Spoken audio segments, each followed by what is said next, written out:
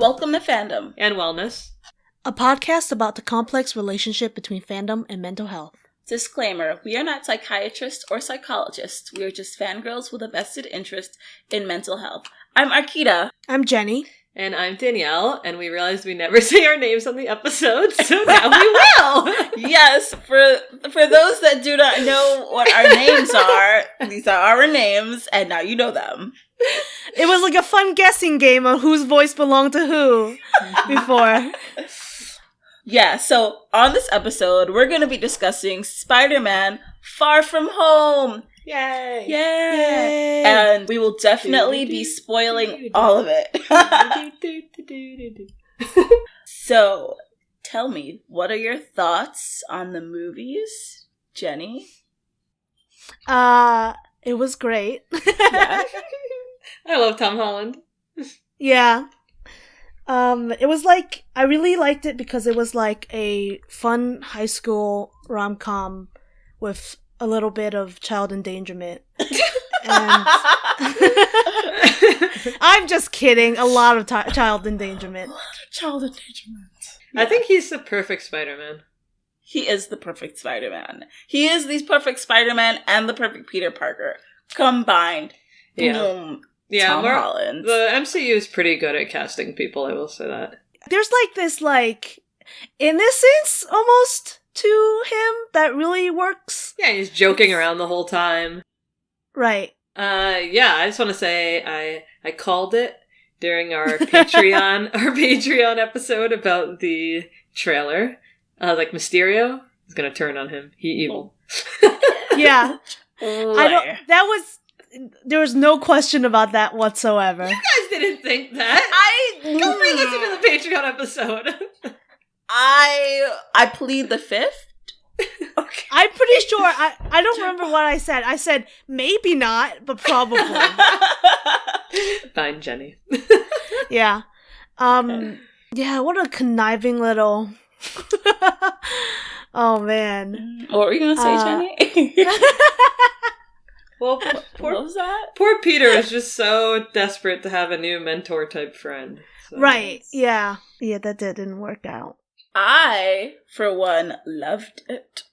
I mean, I don't know anyone that didn't love the movie, but I went to see it with some of my girlfriends. I'm sorry, it wasn't you, Danielle and Jenny.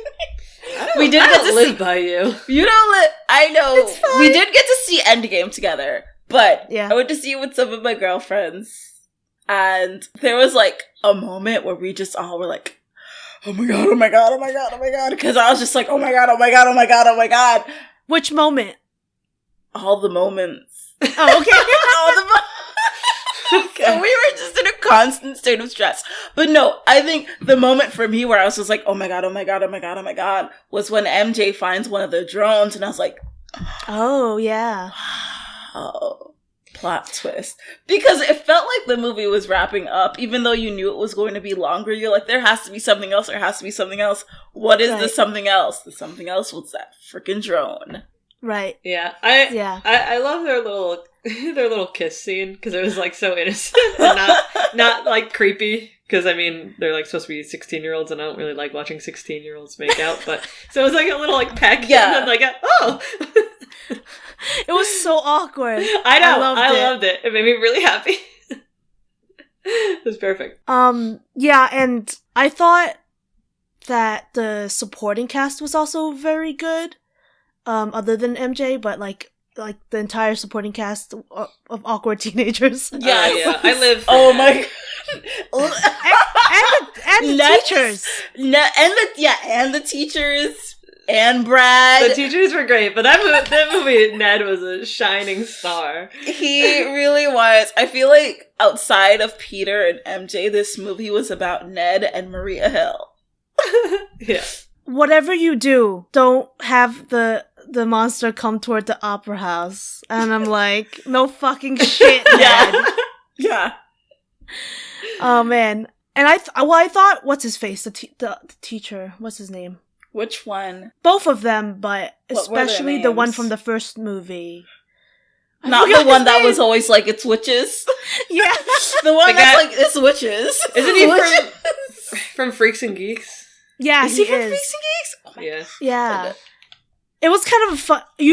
I know him from Silicon Valley, where Okay. he kind of plays a tough character, actually. So, like, it was really interesting to see him being this really, really timid guy who just kind of went along with everything. Oh my god, I loved when he was like, I'm just saying if anyone needs any emotional counseling. Like, Which is But such I'm a not pure thing to qualified do. for And he's this. like, good, I'm not qualified. yeah, I mean, yeah, he was about to burst into tears himself. Yeah. Going back to Maria Hill. Okay, we're gonna talk about the end credit in anyway, but like, what development did you see from Maria Hill? Because it wasn't really Maria Hill. You know what I mean? That was what I kind of got upset at the end, where it's like we finally get a movie where we get so much Maria Hill, and then she's a freaking Skrull. Well, there's a theory that she's been a Skrull all along, Yeah. but Yes, that is a theory, but I'm just wondering. So if she's a Skrull, like Nick Fury could not have been a Skrull all the way since Captain Marvel came out in the 90s. Right. I'm assuming he transformed after the blip. When he came back from the blip. Also, why, of all the things that they could have called he just needed it, a the blip, vacation. that too. He just needed a vacation. And so... But is he actually taking a vacation in space, or is he still working? No, I think he's... Well, I mean, as much as he can. I think he's, on vacay. But someone else has to be there taking his place. Yes. Right. And also, I feel as though he's still in communication with all of this. He's just like you said, he's taking a break. I mean, he's not necessarily offline the entire time. He still checks in. But he's just like, Thanos done fucked me up. I'm done here. I don't know how better to describe this. Yeah, but oh man, does Talos fuck it up so badly? It's like, I give him the glasses, some things happened, maybe you should come back. He had one job. I'm pretty sure he had one job, and that was just to give him glasses. Yeah, but Maria Hill, no, we didn't really see character development. We got to see her being like a badass a little bit, but I think that is just, I mean, outside of character development, that is pretty much who she is. She's like a badass agent of S.H.I.E.L.D., and we don't really get that many of them within the Marvel movies. Like, I think outside of Nick Fury, we got Agent Coulson, and then, forgive me, I'm forgetting her name, but we got Peggy's niece, and even then she was only in one, and after that we never saw her again. Sharon, yeah. Yes. But Maria Hill has been with us for years now as well. I'm really hoping to see more of Maria throughout this. Yeah, well, I don't know what the fuck is gonna happen next. Maria but... or Skrull Maria, what? Yeah. Where is Maria? Because we got to see where Nick Fury was. yeah. Yeah.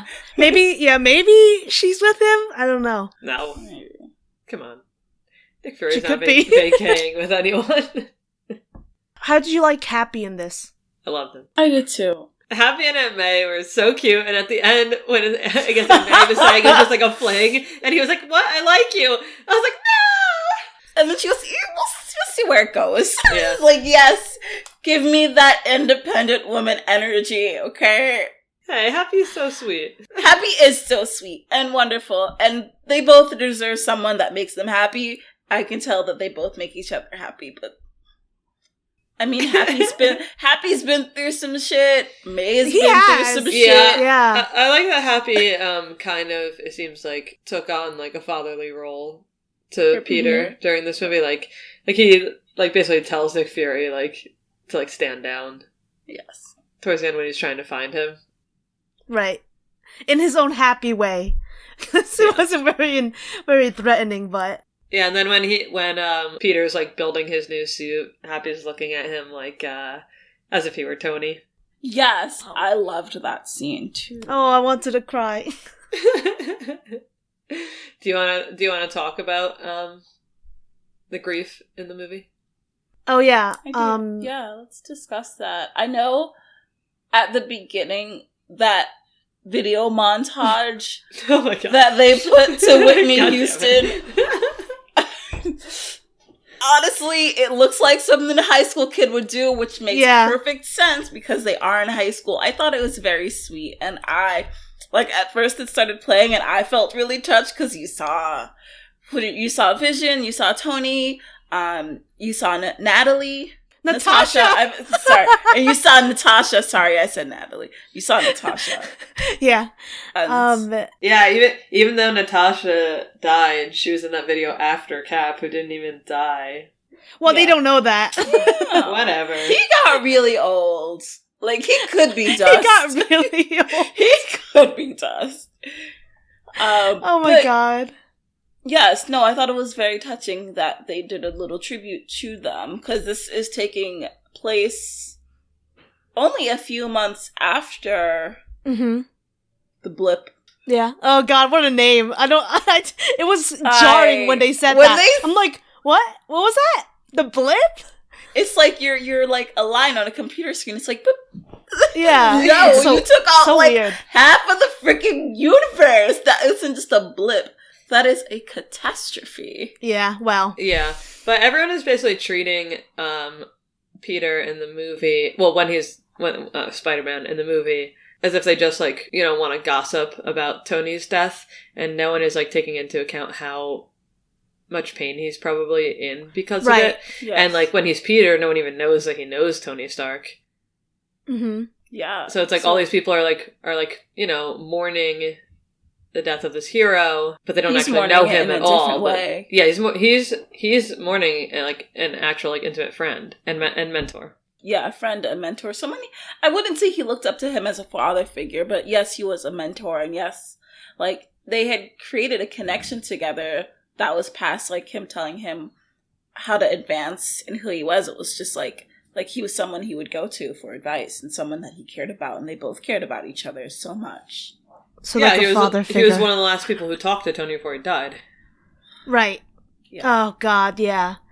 And obviously everyone is expecting him to kind of take up that mantle and live up to, not to Tony, but to the legend of Tony Stark and Iron Man.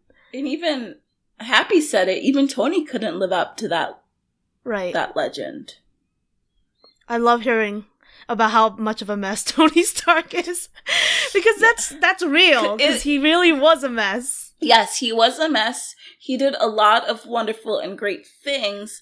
But I feel like once all that happened and he kind of sobered up as a person, that the Iron Man persona kind of took over and people only saw him as Iron Man and not Tony Stark, which is a human person. And that's why they kind of expect Spider-Man, not Peter Parker, to live up to those expectations. They're two completely separate entities capable of making their own decisions and following their own paths. Like Happy said, Tony is not able to live up to the Iron Man legacy, and Spider-Man will never be able to live up to the Iron Man legacy. He will create his own legacy. Absolutely. He is the hero that everyone needs. He is your friendly neighborhood hero, but like he will never be Iron Man, and Tony Stark will never only be just Iron Man.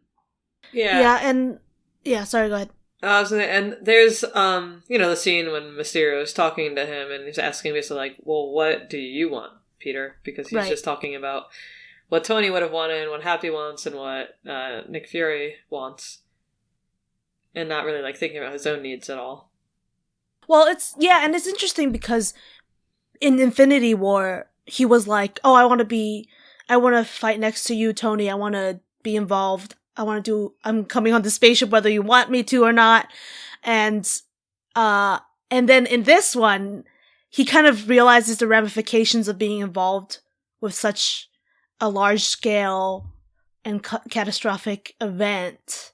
Yeah, and realizes he can lose people along the way. And as the friendly neighborhood Spider-Man, he there's not as great a risk of doing that, right? Right. It's like, not only he realizes there's a greater risk with losing people that he's close to, but he also realizes that he's tired. Like, he's ready to take a step down. He's like, there's authorities for this. Like, there are other Avengers. Like, why is this resting on my shoulders? And rightfully so. He is a teenager. Like, your brains aren't fully developed until you're, 23-ish? You're still learning, and he's still learning. Isn't it like 28? 20, it's it's sometime in your 20s, and he is, what, like 16, 17 years old? Right. Yeah. So he's still developing all of these emotions and dealing with all these hormones, and he really is just trying to get back to being a teenager. Like, yes, he'll be friendly neighborhood Spider-Man when he is home in his neighborhood, but like outside of that, he really wants to enjoy being a teenager, and I can't fault him for wanting that life. He has sacrificed so much and put so much on the table and risked so much for all these other people that he wants to be selfish for a while. And I think that is radical self-love and radical self-care, to be able to say no when the time is right and know when you really need that time to take for yourself. Right. Yeah. Yeah, it was a nice vacation for a little bit. Was it? I don't think it was ever a nice vacation. Because he almost killed Brad. Brad was blackmailing him. His necklace broke. Like, when he almost killed Brad, it was so funny. I cannot even. Yeah. Oh, man. Oh, man. This is why you don't put drones in the hands of 17-year-olds. Literally why you do not give teenagers drones or weapons of mass destruction, oh because God. that is essentially what Edith is. And yes, I ordered those Edith glasses. How are they here yet? No, I'm waiting for them. They come on Friday. I'm really hyped to get these. I'm gonna wear them like all the time this summer, and their sunglasses. Catch me outside. Yeah. Well, excited to see pictures. Yeah, I think it's important that Peter, throughout most of this movie, is kind of just like, I know my limits. Like, these are my limits. But then all these adults keep, like, pushing his limits. Right. For their needs. Also, what is up with these adults? Like, this is a child! Yeah. I know at one point Nick Fury, where Peter's like, I'm just your friendly neighborhood Spider-Man. And Nick Fury's like, bitch, you've been to space. I'm like, and what? He's been to space, but he's a teenager. He's not Captain America here. This isn't the 40s. There are child labor laws. Oh my God. Yeah. Yeah, and going to space, he ended up in the fucking blip. Well, I mean, he would have been blipped no matter what, I think. Yeah. He was destined to be blipped. I mean... Yeah. But, yeah, like, these adults, like, Quentin Beck, aka Mysterio, are treating them like... Yeah, they're not... He's not treating them, him and his friends, like kids. He's treating them like enemies, you know? Well, at first, Quentin Beck, to fool Peter, is treating him like he's a kid. Right, yeah. But just to get what he wants, obviously. Yeah. And it's... I'm a little tired of these villains that are created because Stark looked at them the wrong way, but like... you know what I mean? Like, you mean Iron Man 1, 2, and 3? Oh my god! And it was definitely a really cool use of the technology, the barf technology, to create all of these illusions. And obviously, one of my favorite parts was when he kind of like created all of these illusions around Peter to make him. That was stressing me. Not in the bar. I like the scene in the. I actually really like when they were going through the different people, and they're like, "This is how this person helped. This is how this person helped." Janice, the cape, the cape. Yeah, but it was stressing me out so. It was stressful much when like all the illusions were around Peter when he was trying to fight him. Oh, yeah. When he right. Like shot Nick Fury and then. Oh my god! The illusions that led up to him being hit by a train, and thank goodness he has those freaking super Spidey powers, because he'd be dead. Yeah, I felt the tears on my face. I was like, no, Spider-Man, no! And in my head, I'm just like, oh my god, what are his friends gonna think? Oh my god, what's Aunt May gonna do? Oh my god, what's everyone gonna do? Everyone is gonna miss this poor little boy. Because he was forced to do this when he didn't want to do this. They sent him to Prague when he could have just gone to Paris, given MJ the Black Dahlia necklace, and kissed her. But they went to Prague. Yeah, and it's like, it was, like you said, it was super stressful. It was, I was constantly, like, concerned that he was gonna run into something or, like, get hit by something real, but it's not real, and... But he was punching That out, was, like, extreme cement gaslighting. walls. That was, like, Mysterio's, like, master gaslighter. Yeah, actually. Like, that's, like, his superpower. That's his superpower, gaslighting.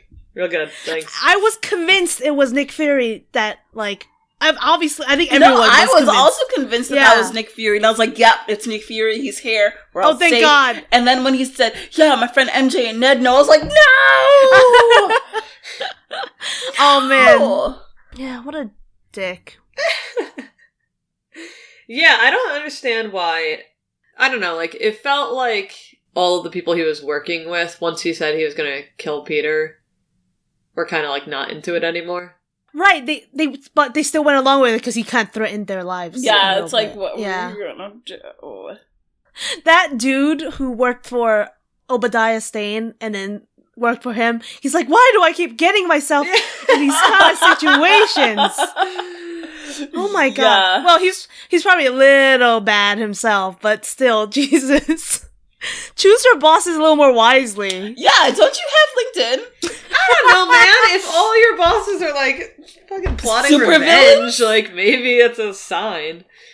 Oh, goodness. Or, like, all your bosses have a god complex. That's maybe a sign. Yeah. Don't work for that person. Mysterio was a megalomaniac. I had to look that up to make sure it was the right word to use, but he's definitely... What was that word? Megalomaniac. Mm-hmm. Yeah. Megalomaniac. Yeah, he's just, like, driven by power, and nothing will get in his way. Yeah, he didn't care how many casualties there were when he was like, well, we need to do a grand scale, like, Avengers-style threat. Yeah. And you know who he reminded me of while he was doing that? Who? Could just be that I'm so... Syndrome! From The Incredibles. I mean, this is basically Syndrome was an adult. But it's like, he got his dreams shattered by Mr. Incredible or Tony Stark, took his idea, and now his entire work is around destroying Tony Stark's legacy and, like, reclaiming hero-dom for himself, coming up with this grandiose idea that he's from another dimension, he's here to save the world from these giant monsters. And what was so sad that really upset me was the idea that he was from another universe. And that people believed it because they had already been through so much trauma that they were like, we just believe anything. And nobody he's like apparently that story works now. So I love that he had a writer on hand. But like watching that and thinking about everything that's happened with the Chitauri, with Thanos, with Loki alone, I would honestly believe that happened. Like, yeah, the world was just like, why not? Well, yeah, at this might as well happen. Yep. Yeah, and then everyone ends up believing him at the end when he claims that Spider-Man like killed him and was plotting all this, and his name. And poor Tom Holland. I was so mad. I was like, this is not happening. This is not fair to Peter Parker. No. And I don't know. It was a real dick move. Your last move on Earth. Yeah, what the fuck? And like, I wonder what the ramifications are, because usually, like, Spider-Man has been an enemy of the state / the police / whatever before, but usually people don't know who he is, right? Right. Now, they all know who he is. They know his name. He was seen outside of Penn Station / Madison Square Garden with his name being broadcasted to the entire world. I love that they used the same actor for J. Jonah Jameson. Yes. In the previous movies. Get me those pictures of Spider-Man! He's the perfect that was actor perfect. for that. I'm happy they brought him back. Yeah, I can't imagine what May must have been feeling like when that news was announced. Other than, like, terrified, probably. Mm-hmm. I know that in, like, the Civil War comic book series from the, God, I don't know, 2000s, Spider-Man is unmasked. But he unmasks himself, Yes. right? Yes. So, but also, like, there, I kind of wish he had kept his secret identity a little longer, because I feel like we haven't explored secret identities as much in the MCU as I would have liked, because we already knew who Iron Man was from the beginning. No one really tries to hide their identity. Yeah, we know Steve Rogers is Cap. Right. Exactly. And Natasha revealed everything when S.H.I.E.L.D. went down, remember? Yeah. Yeah, you're right. There aren't very many with secret identities. Right, I mean, so I thought it would have been better if they had kept that. What about Ant-Man? Well, yeah, nobody knows who Ant-Man is, but Ant-Man is also an adult and capable of making that decision for himself. Peter Parker is a teenager, and they should have been working harder to keep that identity secret, because even when they were in Europe, they're like, they can't know. He specifically told Nick Fury that if I'm here, they're gonna know it's me. They made him Night Monkey.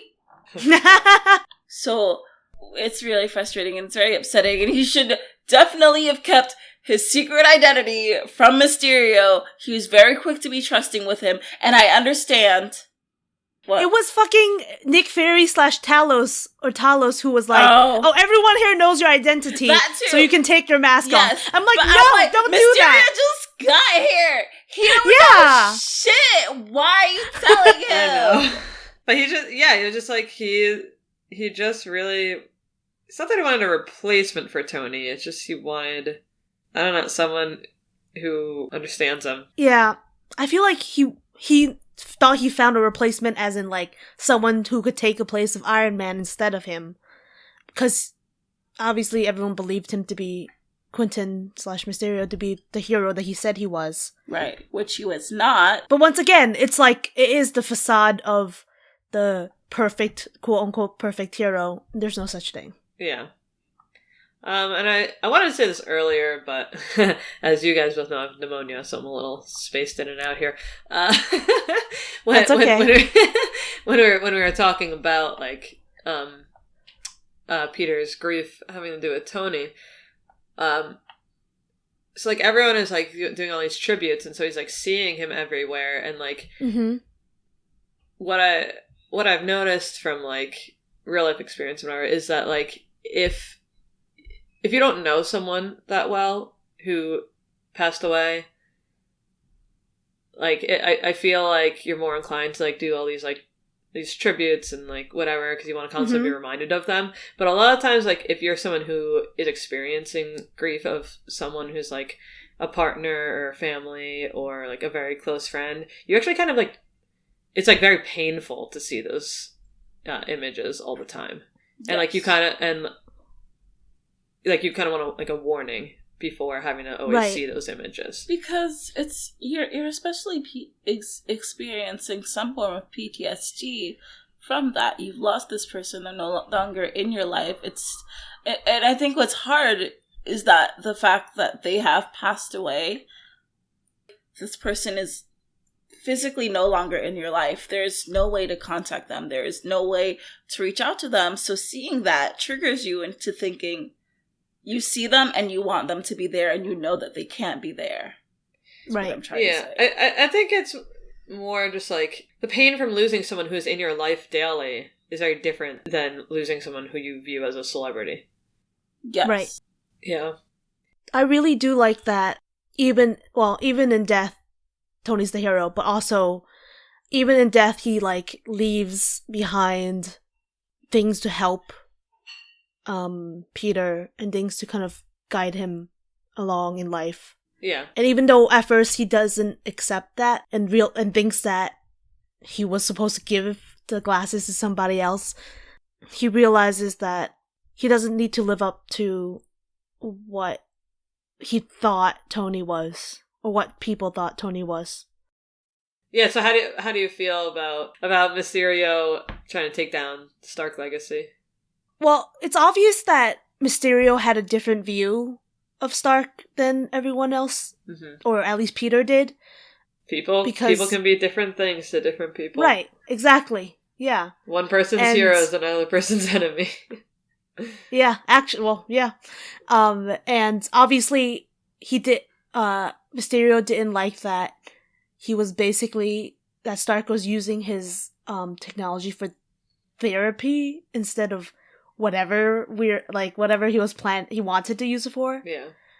Probably something related to weapons, honestly. Which Tony Stark decided not to do anymore. Yeah. He's not weaponizing any more of his inventions. Right, exactly. Granted, a lot of his inventions weren't his inventions anymore. Like, he did have other people within his employment, but that was... Right. Goal was all towards science, technology, and advancement, no weaponizing. Right, exactly. Like you said, it's interesting to see the duality of all these people worshipping Iron Man and then all these people who hate Iron Man as well. Maybe it's foreshadowing for Spider-Man in the future. But who knows? We'll see. So what do you think is going to happen in the future? God, I don't know how this is going to not break bad. Like, obviously Skrulls are going to be a much bigger part of the future. Yeah. Right? And are we going to, find out a bunch of people are Skrulls? God, Ooh, how are we going to react to that? Well, I don't think people reacted really well to even, just Nick Fury and Maria being Skrull for maybe, even just since the blip. Yeah. So, who knows? I don't think people are going to react very well to, if people have been Skrulls all along, you know? Yeah, imagine being married for years. Well, when did you get married? Did you get married pre or post Skrull? Yeah, that's because if you got married post Skrull, then it wouldn't matter. But what if you got married pre-Skrull and your partner was human and now they are not human? Or how would you even know? Are you being alienist right now? What is this? What? I don't know. But no, it's like that. No. They're not the same person. No, this is. Okay. Maybe one's an upgrade. Who knows? They can change different parts of their body. Wow. Anyway.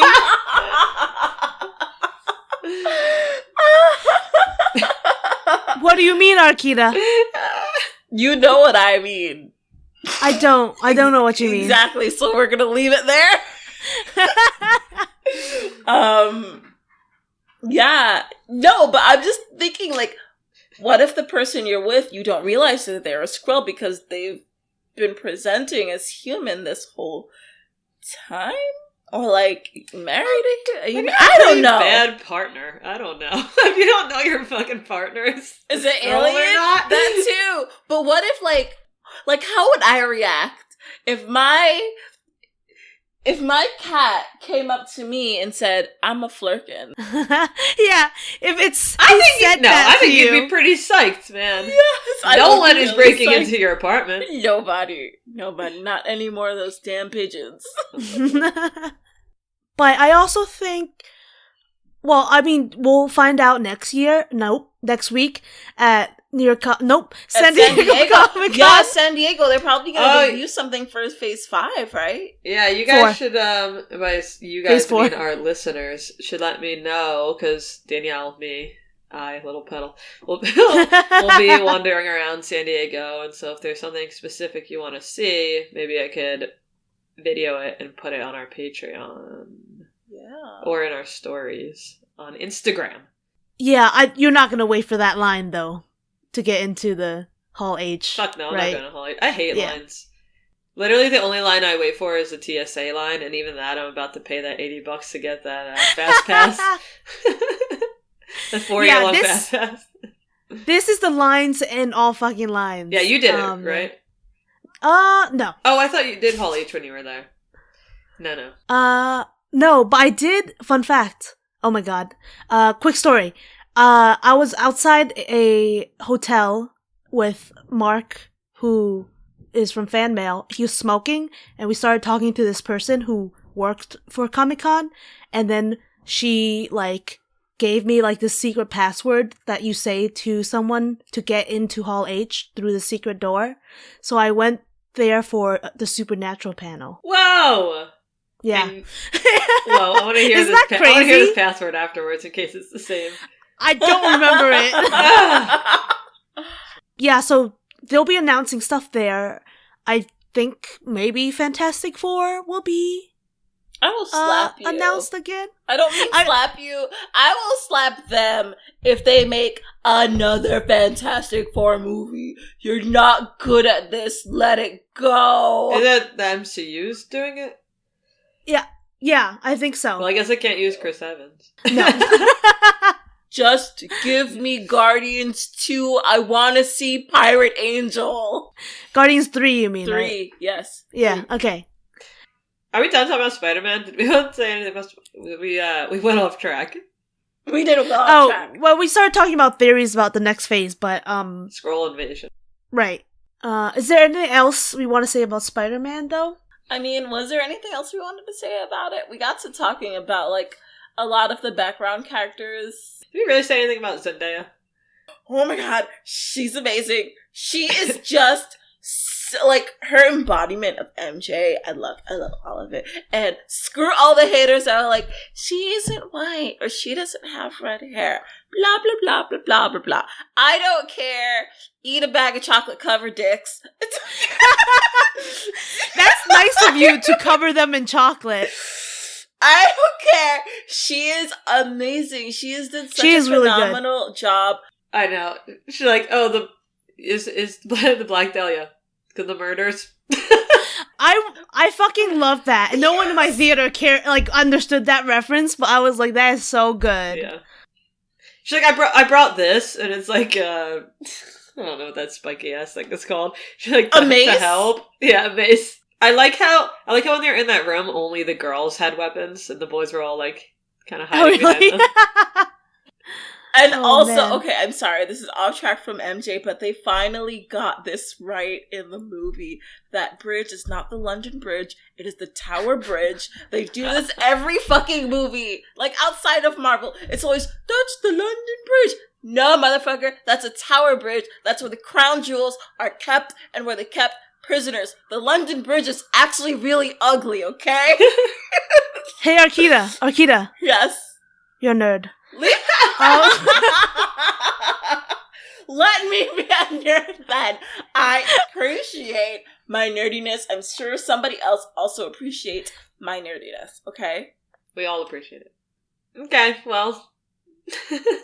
But no, back to Zendaya. She was amazing in this role. What I was saying is I loved her in this because she plays this really, so not even like a kind of socially awkward but also politically charged like teenager who's all about doing good and doing the right thing, and I feel as though that comes off really well in this rendition of her played by this actress, and I love it so much. And I love that they cast somebody that was not someone you would think to be in this role, but they have taken it on with such like poise and dignity that they like, I honestly can't picture another MJ. Like, when I think of MJ, I think Zendaya outside of like comics, and I'm really glad that she's had more time to shine in this movie because it shows that she is competent and capable and her own self-saving.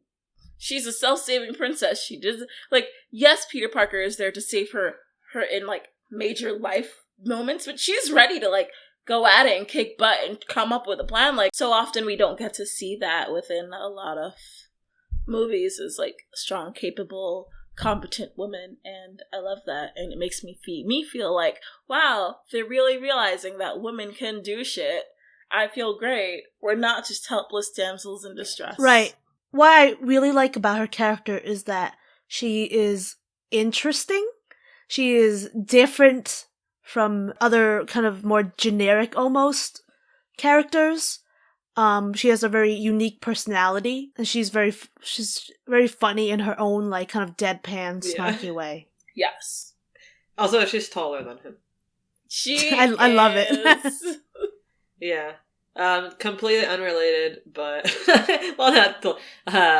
If you guys haven't listened to Zendaya's Michi, Google that and, and ruin your whole next week. What? It's a weird like YouTuber song. Oh my god. Okay. I have to go into this. Zendaya's Michi. Okay. Anything else? I will say go watch her stories.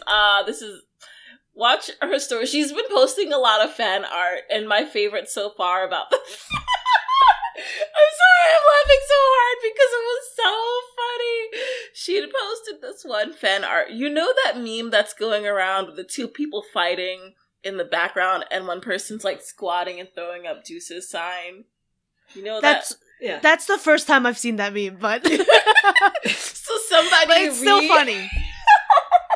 Someone redrew it as Tom Holland and Remy High, or like Peter and Brad fighting, and MJ's in the front, like get up, and that has been my favorite meme to come out of this movie, and I freaking love it.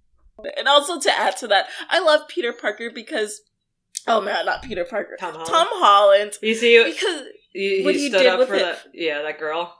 Yes, because there are so many. What were they? They were like just getting shit signed, and they were like pushing her against the railing. It's people who they get autographs from celebrities and then they sell them on like eBay and stuff. Yes, and it's like all these grown ass men who were like shoving this young girl against like barricades, and she was having a panic attack and couldn't breathe.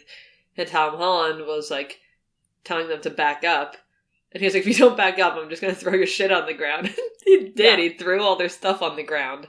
Good for him. And like you can hear in the video, he's like, I got you. Oh, yes. yeah. No, absolutely. And one, I'll just say feel sorry, but I'm upset that even happened. And that grown men couldn't like restrain themselves from pushing a younger girl out of the way or pushing her into something. No, like they don't care. Some self-control. Like, whoo. Tom Holland is a Hufflepuff who thinks he's a Gryffindor. I know those feels. But yes, no, like that just confirmed my love for him even more as a person. I'm like, that is very sweet. So yeah, thank you to him for standing up for her. Yeah, Spider Bay.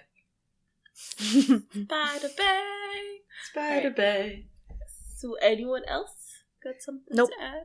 No, I just want to say as of this episode, I'm back on Prozac, so yay!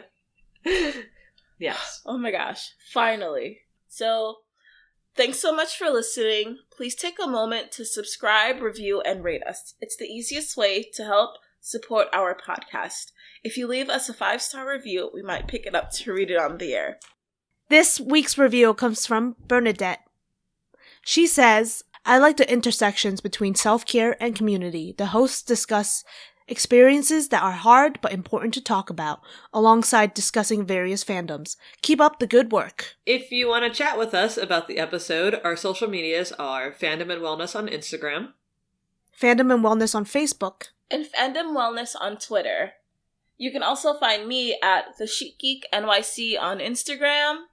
And you can find me at The Box of Shadows on Instagram. And you can find me at Little Petal on Instagram.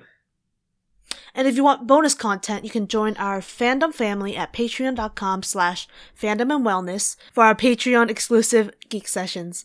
We just uploaded videos on the Mulan trailer, the Maleficent trailer, and our reactions to Ariel's casting. Yes. So, thanks so much for listening, and remember, be kind and take no shit. Bye! Yes.